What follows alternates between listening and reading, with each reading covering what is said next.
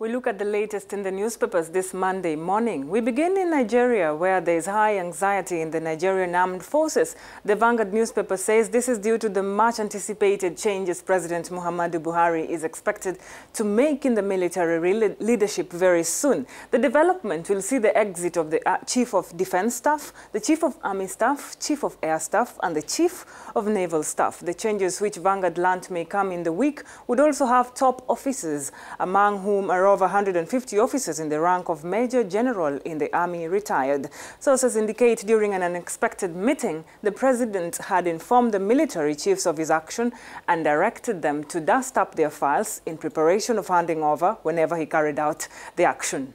To Kenya now, where the NASA opposition leader are a worried lot. According to them, the government is threatening their plan to swear in Raila Odinga, who announced he would be sworn in on December the 12th.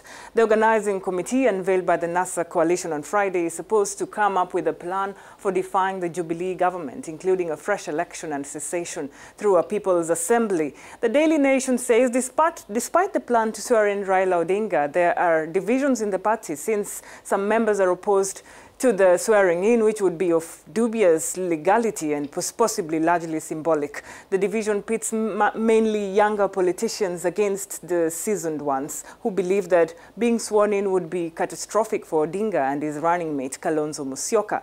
The opposition coalition has refused to recognize President Kenyatta's victory and have insisted they will not relent unless electoral reforms are made.